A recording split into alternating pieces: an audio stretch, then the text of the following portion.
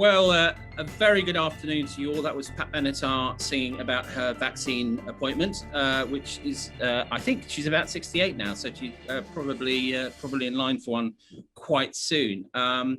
Welcome to the Open News meeting of the week, which is a very important part of our week at Tortoise, because it's where we open source the discussions that we're having, and we look very much to you to inform our debates and to give us steers on where we should be going with our journalism, and hopefully look at things that are on your mind and on ours, and come away with some clear ideas of where we should be going, and what we should be investigating in more detail, and where we should be chasing data.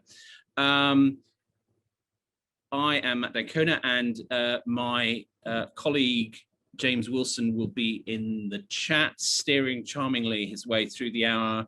And please do add in absolutely anything that occurs to you, because this is a very broad-ranging discussion and we want to hear what you have to say. Just to sort of dive in immediately, obviously the issue that is very much at the front of everyone's mind this week is the very impressive performance so far of the vaccine program. The 15 million mark has been passed, and there is now every reason to think that, barring some flaw in the supply chain or manufacturing process, not only that we'll reach the first 9 categories of the most vulnerable that have been identified around about April, but that we might even get to every adult, at least make available to every adult the vaccine by August, which is a huge achievement, and frankly stands in sharp contrast to what we grew wearily used to in 2020, which was that there wasn't enough PPE, that test and trace didn't work, and that we were in real trouble. And indeed, this was deeply serious, because the death toll that has followed from the pandemic strategy is very and tragically high. And so this is a sort of second act, perhaps even a third act in the pandemic, which has gone fruitfully and surprisingly well. But of course, as in all forms of success, it raises as many questions as it answers. And one of the many questions that it poses is, what do we do as the population, increasingly vaccinated, gets back into, let's say, ordinary day activities? So just to sort of get things going, I'd like to put a couple of polls up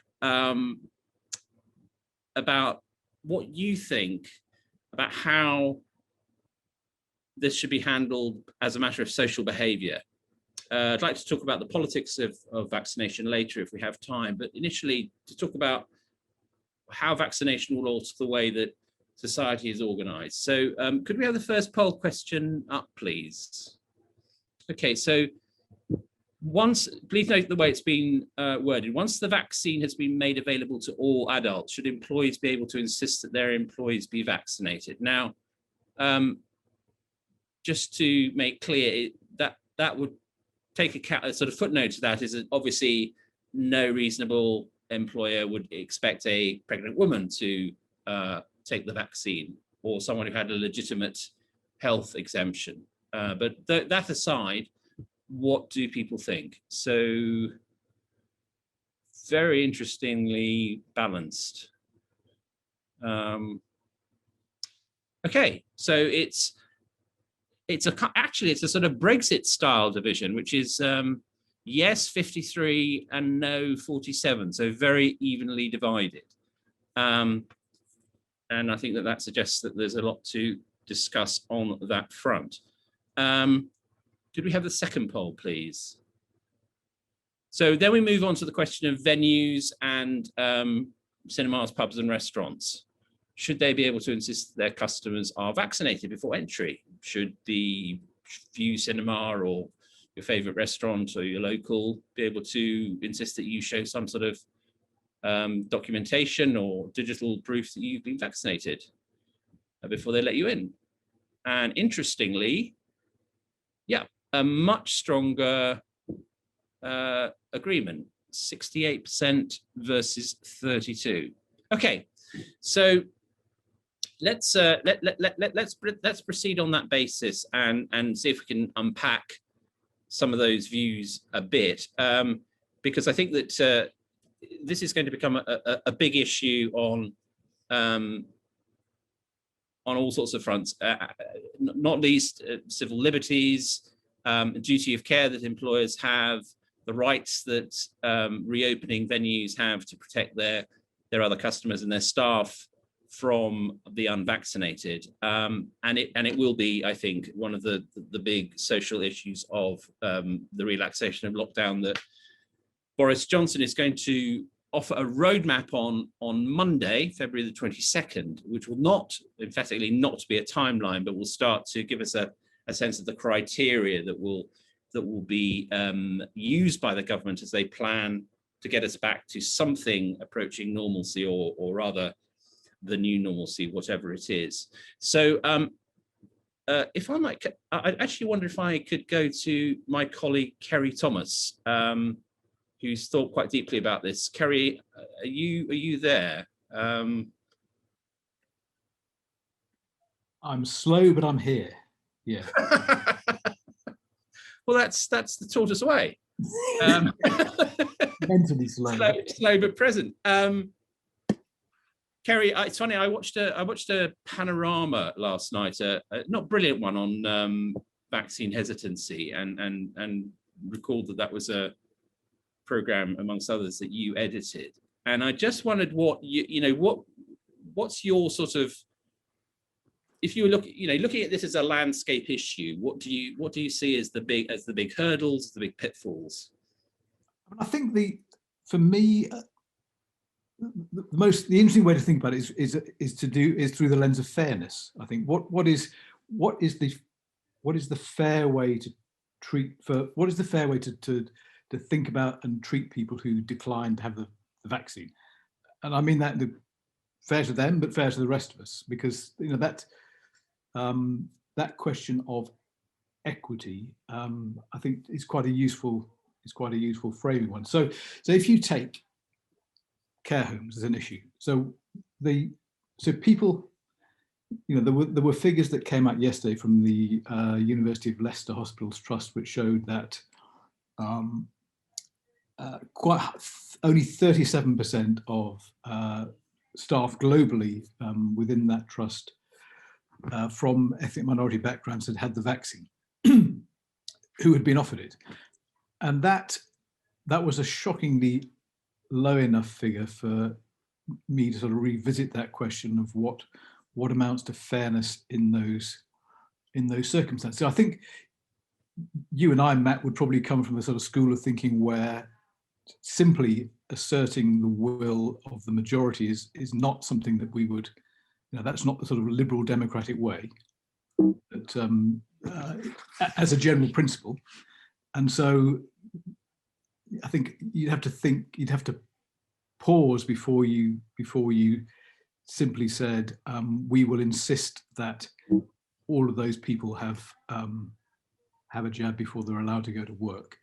The risks that they impose on the people they're working with, I think, we probably don't yet fully understand, because we think that the vaccine lowers transmission sufficiently to make it less of a problem.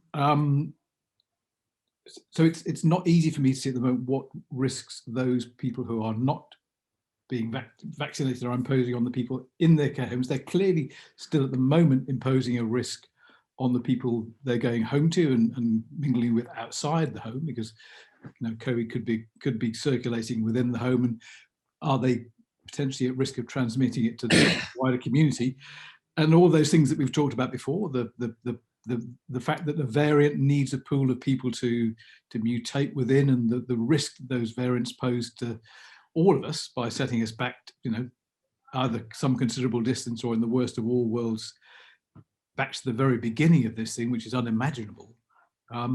Those certainly make you sort of raise the bar for what we would think is fair and reasonable in for those people to reach the decision not to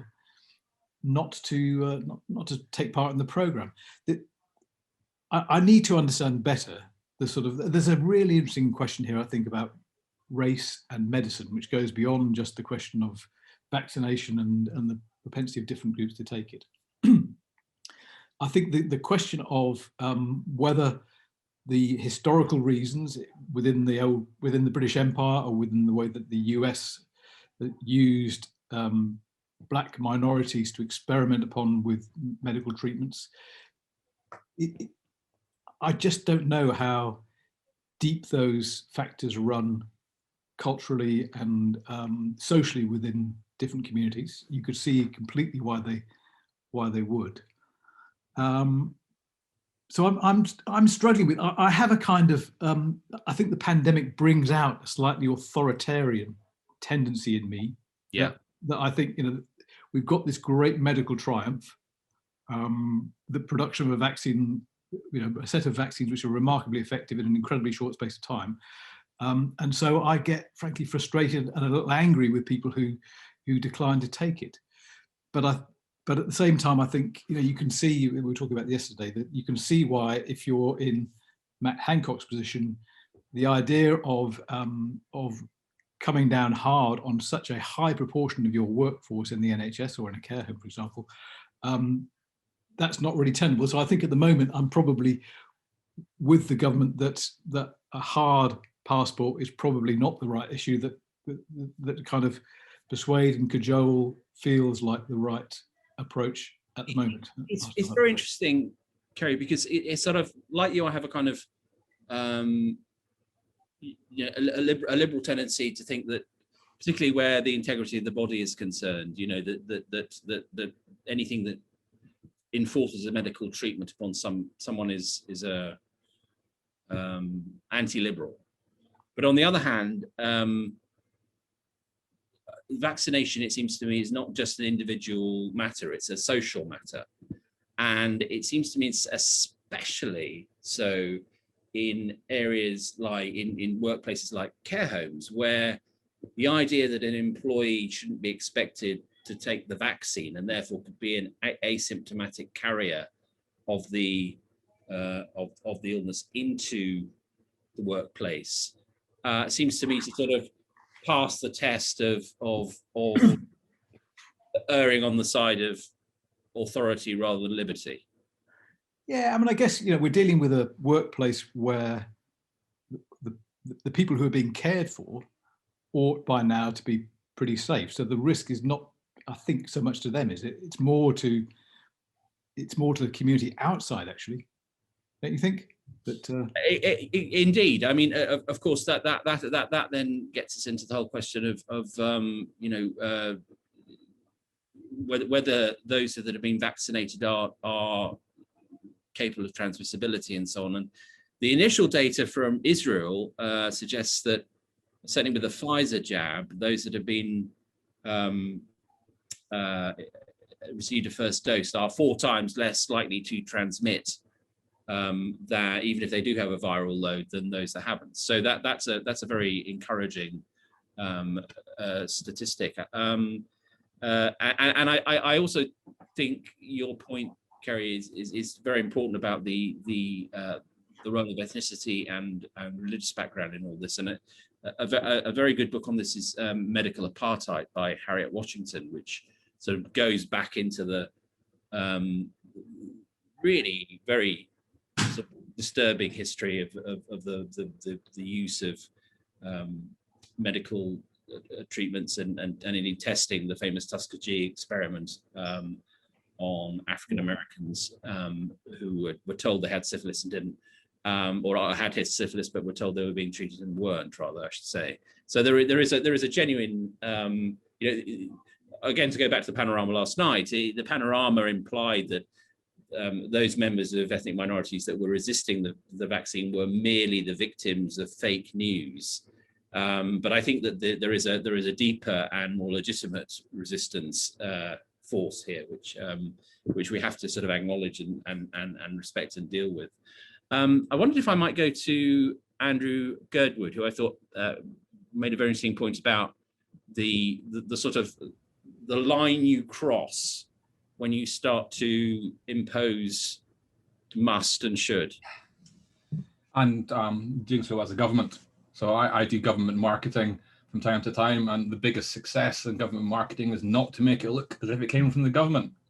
Because the minute the government says to do a thing, the British public are pretty adept at saying, I won't do that thing. So although I'm undecided as to whether vaccines should be compulsory, I kind of approve, I think, of the government not yet saying you have to have it, because I think that's a surefire way to rally the flag of people who don't want it. So Andrew, the interesting thing here is that, as far as I'm aware, no one so far is. I mean, this is why the phrase "vaccine passport" is so misleading. No one is actually suggesting that the government do impose that, regulation, and certainly the existing legislation, Public Health Act of '84, explicitly says it's illegal except in cases of impairment or incapacitation to impose a medical treatment on someone without their explicit wishes. So the question I guess I'd throw back at you is, absolutely understand your resistance to the state, as it were, insisting that we have the medical equivalent of an ID card. But how do you feel about employers, pubs, venues, cinemas saying, you don't have to come here, but if you do, you should prove that you've been vaccinated? I'm really torn. I don't think I know. But where my brain goes is to duty of care. I'm almost wondering, does the current legal structure force employers and venues to ask to see a vaccine passport should such a thing exist? Because I only know duty of care when the government tried to say, like, this is the model we'll bring to online. The website will have a duty of care. They have to act against fake news. And so I looked into the rules for, duty of care for shops and things. And if as a shopkeeper, you allow harm to come to your customers who enter your premises, then it's your fault. You are liable. Yeah. And surely if you could screen people to know that they weren't asymptomatic, carrying a dangerous disease, and you did not, and somebody sued you, you'd be liable, wouldn't you? Potentially. You might well, and indeed I think the Health and Safety Work Act of '74 imposes exactly such a duty of care. The problem is it rubs up against the Equality Act of 2010, where, and here we do get into really murky waters, where there is an argument that's already being revved up by certain lawyers that vaccine hesitancy could be considered a protected category. So I share your confusion. I hear. I wondered if I might come to my colleague Tessa Murray. Tessa, you were making some interesting points in the chat about the question of litigation and so on. Yeah, my sister was a nurse for 30 years, and she ended up being director of clinical services at one of the big hospices that I won't name. And I was talking to her the other night, and I was really fascinated to hear about her experiences of just getting people to take up the flu vaccine each winter. Now, this is a hospice environment where you've probably got the most, immunosuppressed collection of people in one space, as you could imagine, and yet people, carers in that hospice were still, some of them still refused to take the flu vaccine, even though flu would have, is a very fatal condition for people in the hospice.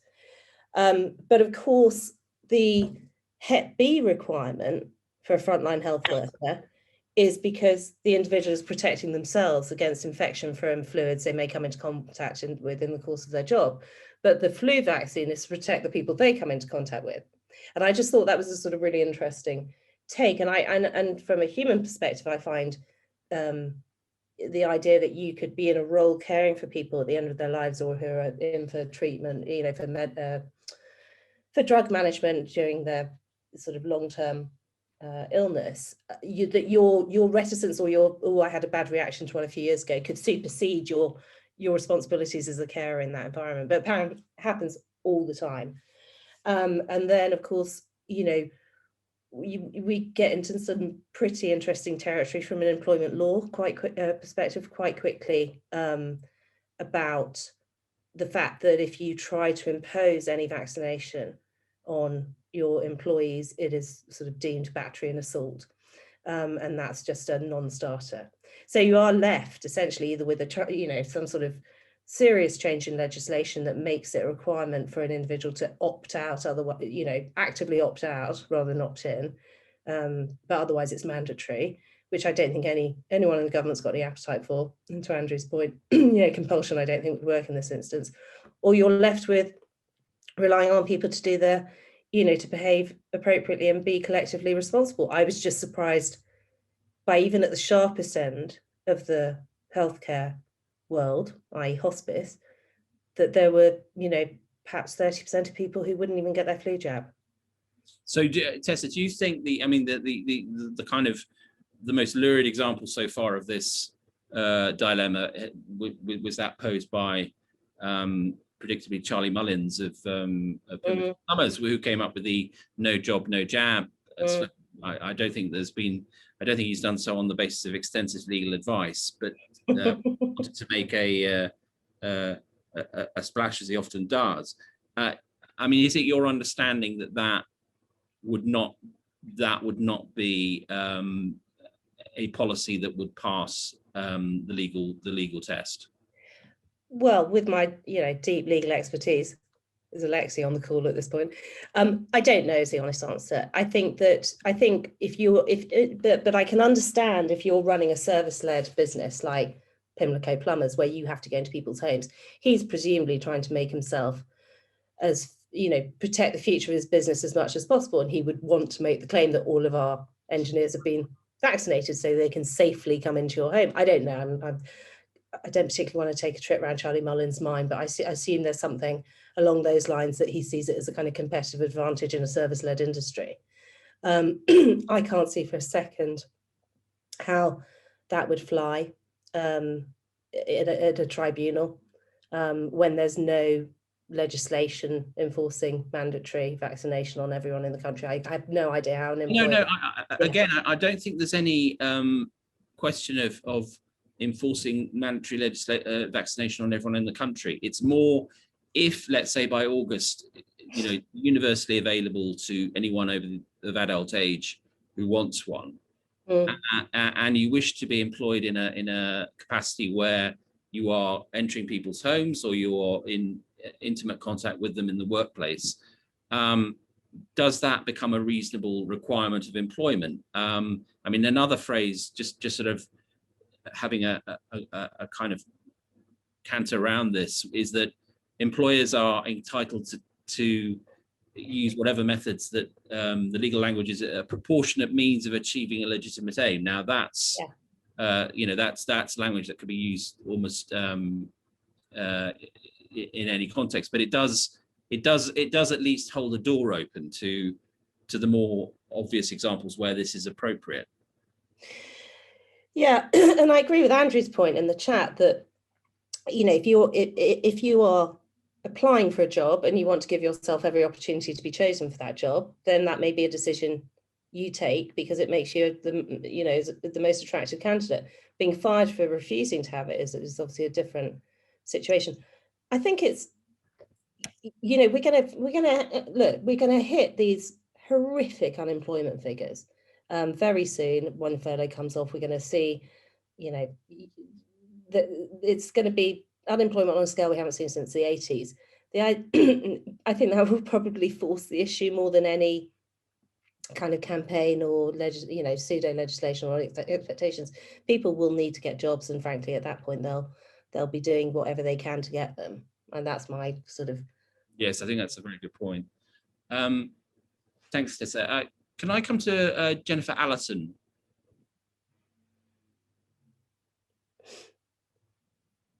Jennifer, I don't know if you're there. Yeah, hi. Hi, Jennifer, how are you? Yeah, not too bad. What are your thoughts on all this? It is difficult. I mean, the things that Kerry raised, there are lots of reasons that it's understandable.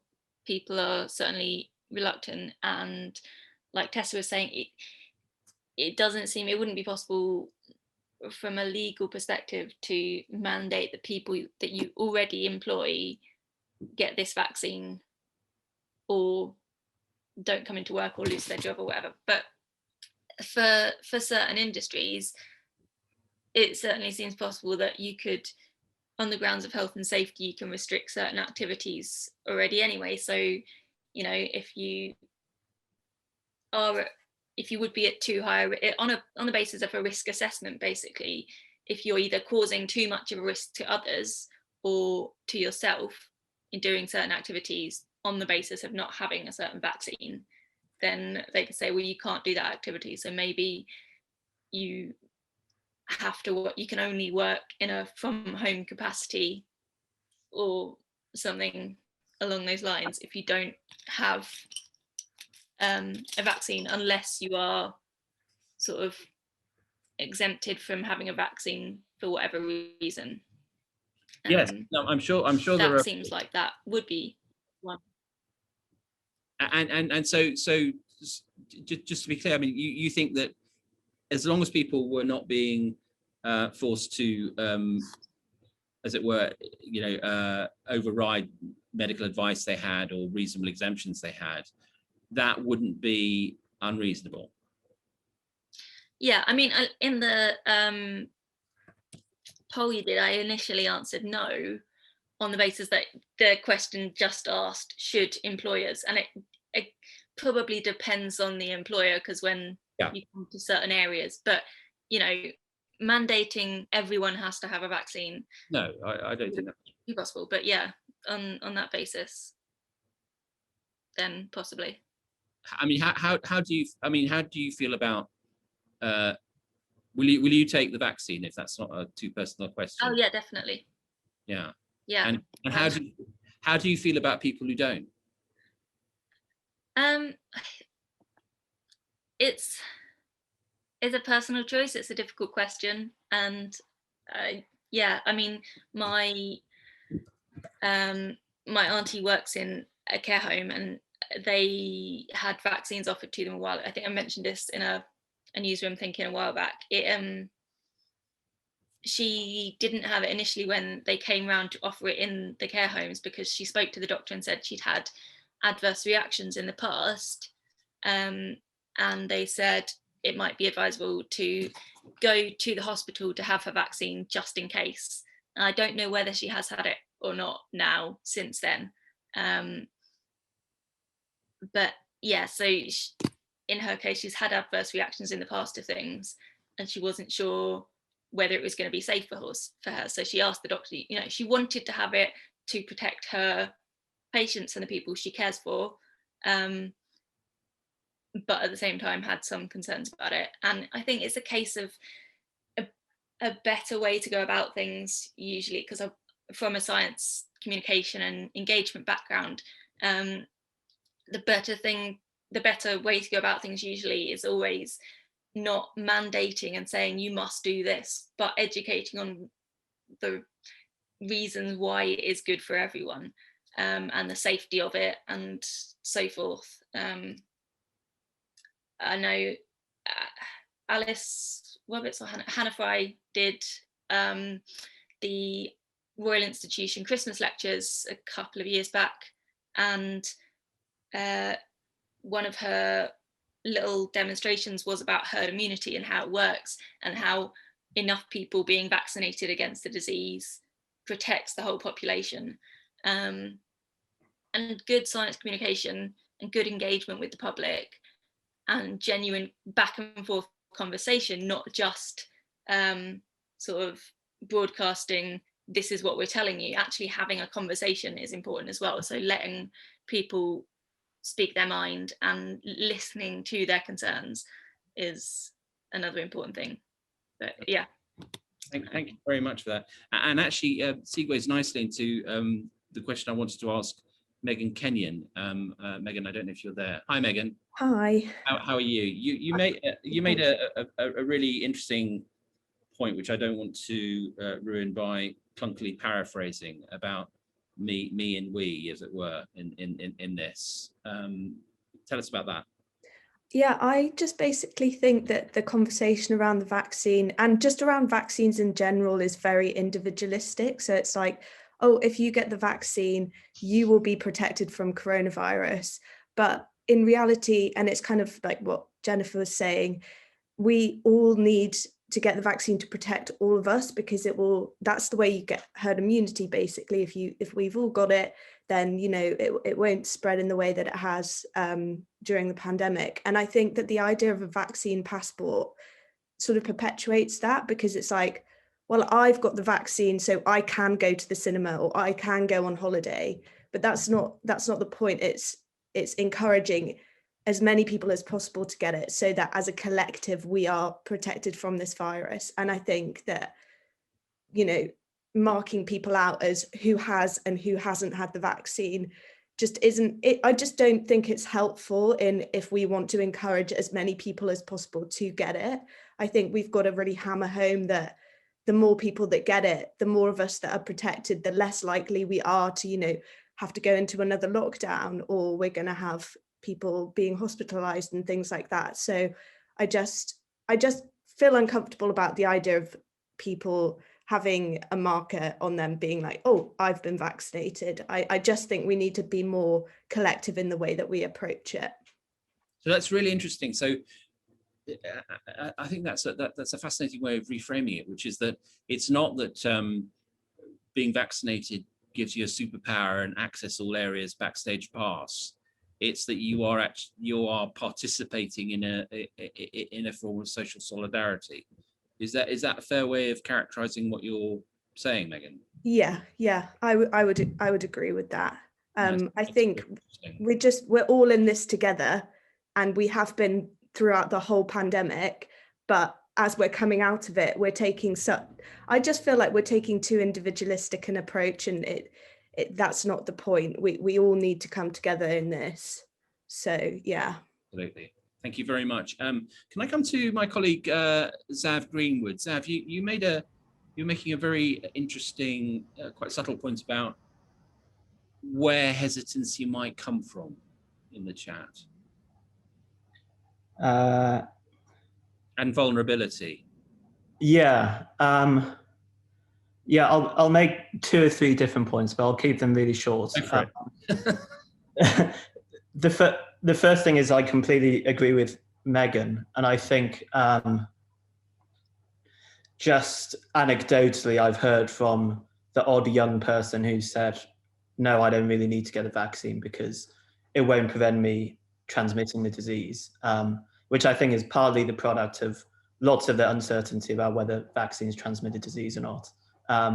And Megan's definitely right that the narrative needs to change around what the vaccine is actually doing. Because if it turns out that vaccines do prevent transmissibility, which it looks like they do to some extent, that needs to be the way of pushing the argument rather than anything else. Sorry, that's my doorbell ringing. On vaccines in general, I mean, I'm maybe more bullish than other people, but at the moment we think it's okay to refuse someone going into a shop if they don't wear a mask. I actually think with vaccines, given that they've been proven to be safe, I'm not really sure what the difference is there. I agree that there's groups which you need to communicate with, and I don't think the government's done a very good job at that in terms of hesitancy. But I think down the line, we need to see not getting a vaccine as a selfish decision, unless you've got a good reason not to get it. because you know, you will be perpetuating the illness if you don't get it. Yeah. And do you think, Zav, do you think that enough is being done to, given that we are operating still in a very, and I think we'll continue to operate in terms of the government in a voluntary way, is enough being done to reach out to those sections of the population who have, you know, legitimate historic reasons to be hesitant and to be concerned? I'm not certain, and I don't think I can be certain, because the way that the government answers that question is to say that they've been reaching out to community leaders who've been, you know, talking to their community. I think, given I'm not in those groups of people, I don't know how successful that is. I mean, obviously the numbers are quite stark. So I think over 80s in particular, I think it's something like half the number of Black over 80s have received the vaccine, as opposed to white over 80s. So clearly there's a lot more they can do. I agreed with Andrew's earlier point that as soon as you make something mandatory, you get people saying, well, I'm not going to take it then. I do think that a little bit of social pressure, you know, a feeling that there are some places where you're just not going to be able to go in if you're not vaccinated, is not necessarily a bad thing, because for as long as you allow people, let's say you allowed people to do whatever they wanted, in a few months' time, whether they're vaccinated or not, the people who don't want to be vaccinated won't be persuaded to be vaccinated. Yeah. And that does just leave danger. Yeah, absolutely. I wonder if I could come to Kate Hillam, who had an interesting sort of market-based approach to this, which sort of cuts through a lot of the philosophy to the good old invisible hand. Kate, I wonder if you can welcome, and wonder if you could expand on your thoughts.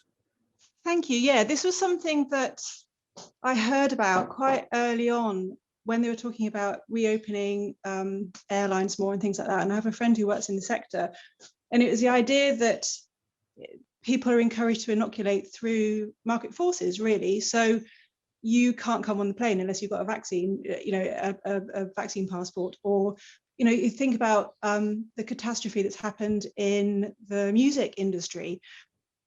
I mean, as much as people like to think of themselves as libertarians, if a band could gig and they could get insurance for that gig based on the fact that everybody who bought a ticket also showed that they've been inoculated, would that not be tempting? So I wonder if there's an idea that, like Glastonbury. Well, that's exactly it. That's exactly it. Yeah. And I wonder if there's a thing where, rather than, I agree with it with other participants where they've said that to have these things forced on people by government is really divisive, actually, and people will feel excluded and all the rest of it. But it's the idea about, I don't know, perhaps flipping it on its head and saying, well, people can be included by being inoculated. So it's, and again, as much as, you know, market forces have been, and economics has been pushing so much of the sort of in, out with the lockdowns and things like that. But I do wonder if there's the possibility of things coming in, I don't know, I don't want to say through the back door, but through other means. Absolutely. And would you feel if you would you feel it a reasonable requirement if you wanted to go to a restaurant or a gig that they ask you for digital proof or a QR code or something that demonstrated you'd been vaccinated? Assuming we're talking now after the point where everyone will have had access to the vaccine if they want it. I think so. And I think I would feel safer, for example, going to a gig, knowing that that was a requirement. So, you know, again, I would get inoculated when I get the chance. I'm not 50 yet, so I know it maybe sometime next year. But the idea that I can be in a space with other people who I know have been inoculated, have been vaccinated, would make me feel much happier going into that space, for sure. Well, thank you very much. I'd like to now go to my annoyingly talented, multi-talented fellow editor and partner, Alexi Mostras, who, as well as being a brilliant journalist, is also a brilliant lawyer. How did that happen? Alexi, give us some legal rigor. Show us that we've all been waffling on and tell us what the law says. Well, thanks, Matt, for the introduction. I was a lawyer for a very brief period of time, a very long time ago, and I wasn't an employment lawyer either. So take anything I say with that caveat in mind. But I don't know if we've talked yet, because I had to drop off the call for a second, about the concept of a reasonable management instruction. Have we mentioned that? Well, we talked about proportionate means of achieving legitimate aims, but I don't think that's the same. I think basically when it comes, the big picture point on all this is that it's incredibly tangled, and there are a lot of scope for legal challenges if employers try to foist vaccines on employees. I think the basic rule could be said to be that employers, there's no legislative principle that will allow an employer to force an employee to get vaccinated.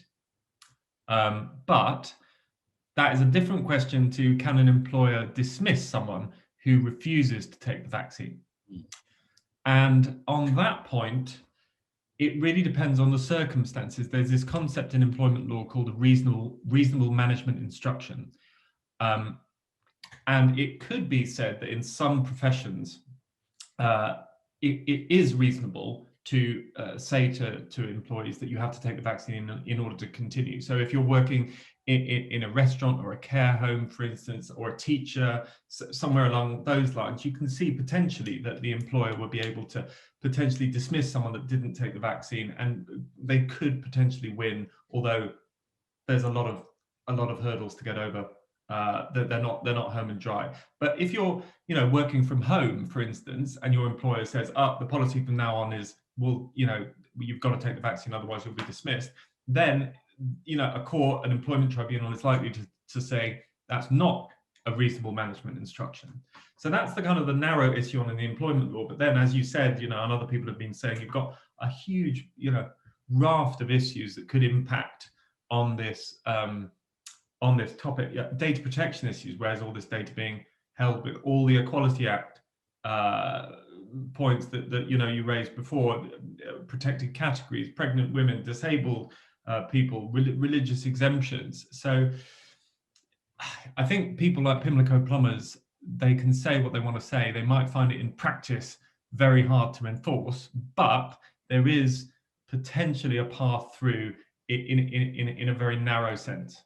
That's so helpful, Alexia, and just to follow up on the Equality Act and so on. I mean, I take it as read that those that have medical exemptions, such as pregnant women, this wouldn't apply to anyway, because JCVI and other relevant authorities have already said it's not a good idea for such people to take the vaccine. Indeed, there's some debate over whether it's wise when you're breastfeeding. But what I mean, the Equality Act seems to me to be the big sort of elephant trap towards which all employers would be heading. In that, I mean, do you think, for example, that vaccine hesitancy could be presented plausibly in a court as a protected characteristic, as a belief system? I think it's a really, really interesting question. I think that the basically annoying answer is that we just don't know whether an anti-vax sentiment could be characterized as a belief, which is effectively what is needed to be protected under the Equality Act. I think, if the anti-vax sentiment is bound up in a religion or an established, belief system, that will make it very difficult for an employer to enforce against. Even if that was based on a false, on fake news. So, for example, we know that, and imams have been, magnificently pushing back against this, the fake news that anti-vaxxers have been pushing out, that the vaccine includes pork. Yeah, so I think, and now we're really kind of delving into the limits of the rabbit hole. But I think that employers can say, okay, we have discriminated. You could say we discriminated, but what we're trying to achieve is proportionate to achieving a legitimate aim. And if they could argue that, you know, your belief system is based on fake news and weigh that up against the legitimate aim of ensuring a safe workplace, and a proportionality in saying just take the vaccine, the evidence suggests it won't harm you, they could have a comeback, basically. Yeah, absolutely.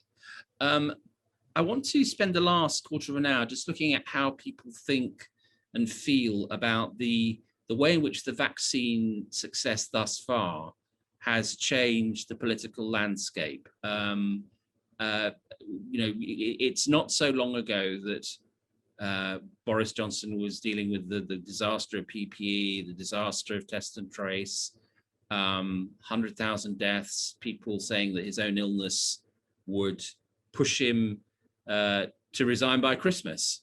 Now he has a 5-point lead in the poll. He's passed the 15 million vaccine milestone, and at the very least, the landscape, the political landscape, is looking different. Starmer is floundering a bit. Do people buy this line that this marks a sort of resurgence of Boris? Are there people who feel that, you know, this is a serious boost to his political prospects? Tessa, you've let's go back to Tessa Murray, who I think has had a dog in this fight, and not Moose. No, I've only got my sort of lost stake money to talk about, Matt. It's interesting, isn't it? I mean, your column this week was brilliant on it, and there's nothing I can say that you haven't said much better. But I often think about when revolutions happen, and you'll know this better than I do, they tend to happen as you're coming out of the U, don't they? Yeah. Because you're too busy just kind of trying to exist during the bottom curve of the U, and historically the civil unrest happens just as you're coming out of it, and you look back and think, what the hell happened there? And so it's a really interesting sort of power dynamic between 11 and 10, isn't it? Because we know that Rishi obviously cannot repeat the Osborne mistakes of the post-credit crisis austerity cuts, which doubled down on people who are least able to weather them. And as far as the rest of the world thought, you know, let the real architects of the credit crisis off the hook. You know, he cannot make that mistake again, but he can't go hard on property and wealth taxes too soon to the next election. It's got to be a slightly kind of, it's got to be in the price before then, and sort of become a recent memory rather than a live event before 2025. So, you know, against that backdrop, when's he going to make his play? Is he going to make his play? And Boris, will he be able to sweep 112, 15, 20,000 deaths under the carpet because there was a successful vaccine rollout that has only left us in a sort of semi-stasis of lockdown for 2 years? I mean, total result. No, I do wonder whether how long I mean, there's certainly a feel-good bounce around the vaccination surge, but it'll bounce briefly before you're met by 2.5 million unemployed coming the other way. I mean, I think it may be the dead cat bounce rather than the resurgent lion. Is Sam Houston there? Sam.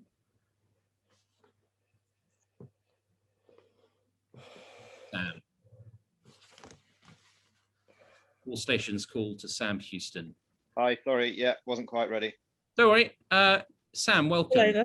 Hello. Always good to see Hello. you. Although I'm not seeing you yet. And I failed to start my camera. Yeah, no, that's not working. No idea why. It's just okay. phone, We'll imagine you. Sam, you made a point in the chat about Starmer in all this. Yeah. Where do you think? I mean, inevitably, a little shy of a year on from his election as Labour leader, Starmer is going through the inevitable. It's all up for Starmer run of stories. But how do you place his position right now? Hello.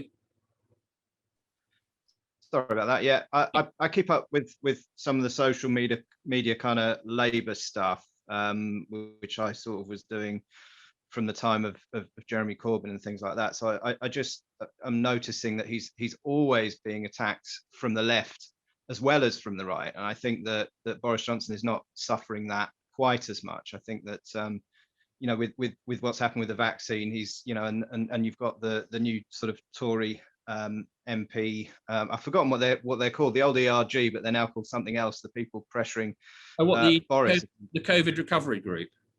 That's what they're called this week. Yeah. So they're Yeah. kind of the right pressure group on that side, but I think they're kind of much friendlier than the people on the left who never have and never will accept Keir Starmer as the kind of true leader of the Labour Party. And I think that particularly, you know, in the kind of younger voters and the social media circles, I think that really hobbles him. Yeah. Do you think he? I noticed my colleague Oliver Bothwell just put, "Does Starmer stand for anything?" Is there? I mean, is there a sense with him that he is just not Corbyn, but very little else?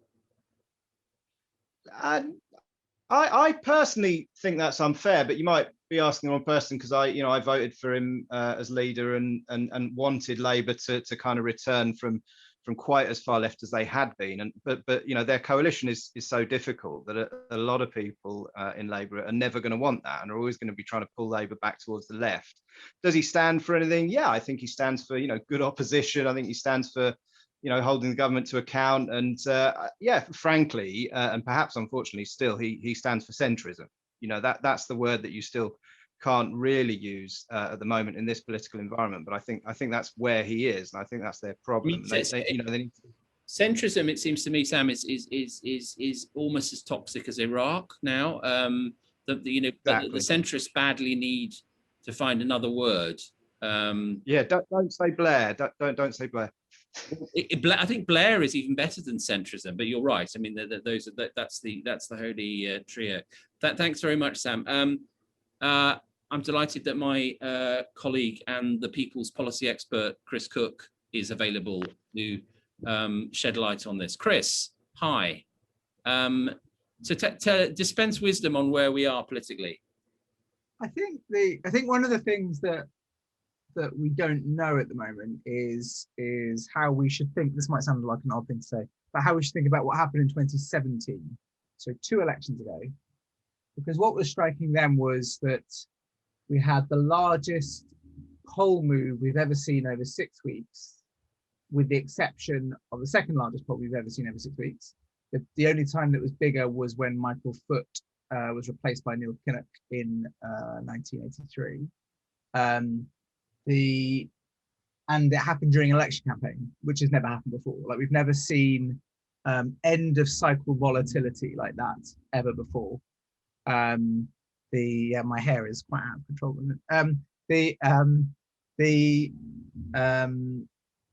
It's possible that we should, and I don't think we've got evidence about this, but it's possible that one of the things that we should think about is whether, in effect, voters who are no longer have the same sort of class attachment to parties are going to be willing to turn later to make a decision at an election than they have been previously, and whether the relationship between the media, political decision making, and voter decision making changed when we first saw a sort of sight of it in 2017. So what that might mean is that actually people are effectively not really tuning in very much to sort of political decision making in the way they did before, and therefore the relationship between mid-cycle polling and end-of-cycle polling is different to what it was before. So it's possible everything's more volatile till the end of the cycle. Yeah. And therefore we shouldn't really be looking too closely at the voter intention polls.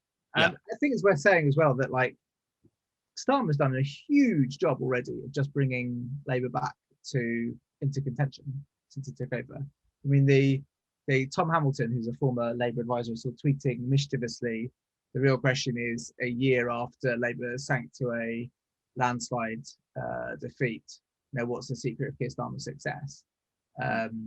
That's a fair question.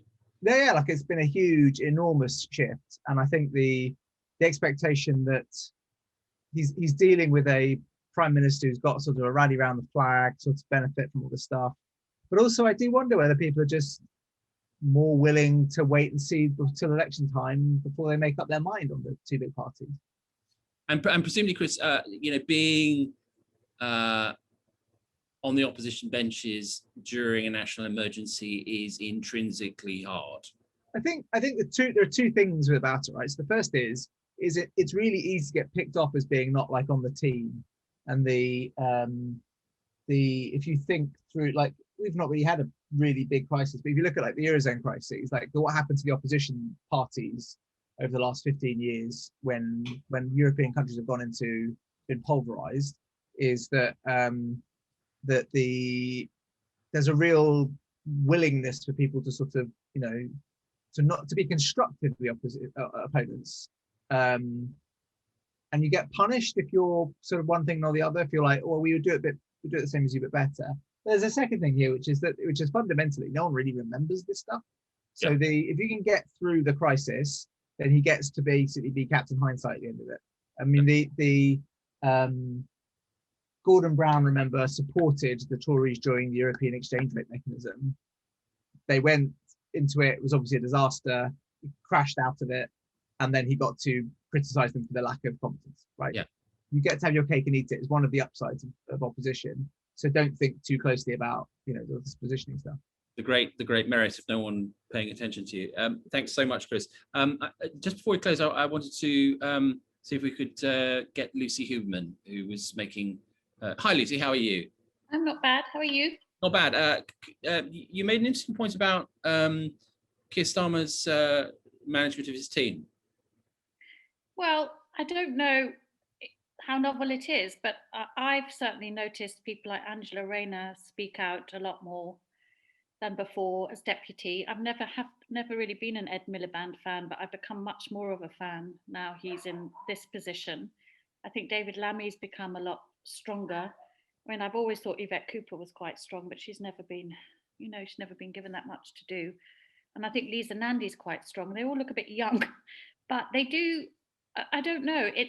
I think the problem with most of us and the press is they want the leader to be everything and the leader to be more specific. And I think I agree with you. I think he's got a problem being in a sort of wartime sort of national coalition and not wanting to rock the boat. But I would anticipate, I don't know anything, but I would anticipate that now the ERG, under any other name, whatever we decided they were called a minute ago, the opening up party, are sort of getting the agenda again. I would hope Labour will stand up for, scientists and public health. And their shadow health minister's not bad. He's a bit softly spoken. This is John Ashworth. Yes, but I mean, I've seen him appear quite a lot on Indie Sage briefings and other places, and they've managed to get one message across, which is about paying people properly for, as it were, sick leave for self-isolation. But they do have other messages that I can't hear yet. They do want schools to be better, have better mitigating circumstances in them before the kids go back. So we'll see. Is it PMQ tomorrow? I don't know. I actually don't know what day it is. But I do like hearing these other people emerge. But I'm not, reporting. Well, we shall see. Thank you so much, Lucy. And sadly, that draws us to a conclusion. But very briefly, to summarise a fascinating discussion. I think it was intriguing from the get-go that there was a greater resistance to the idea of vaccine verification by employers than at the entrance to venues, which I think tells you something about the sort of cultural differences of approach to both. I think Kerry made a very good point about the sort of liberal starting point we all have on this, and whether that's enough. And Megan kind of responded to that by saying we had to look at this as a social rather than an individualistic question, which I'm sure is correct, but also a big lift. And Kate, I think, was onto something in arguing that, for want of a better word, market forces will do much to dictate this, because people will want to get back into the pub and into restaurants and into gigs, and they will want to see Glastonbury start again, and that will that will have a major effect upon people's readiness to tolerate this kind of thing. But as Alexei said, bringing some jurisprudence to the matter, you know, there are huge hurdles for employers and no doubt for venues as well in dealing with this. And of course, this is, in terms of modern law, the first pandemic they've had to deal with, and so the common law on it will be very, very spindly indeed, and we will await the outcome of the inevitable tribunals and court hearings that will follow in the years to come. Thank you very, very much indeed for your time. Do come tomorrow evening, Wednesday, to hear James Harding, our co-founder, speak to David Deal about his wonderful book, Jews Don't Count. I think it's going to be a really, really special event. Again, thank you for your time and have a wonderful afternoon. Thank you.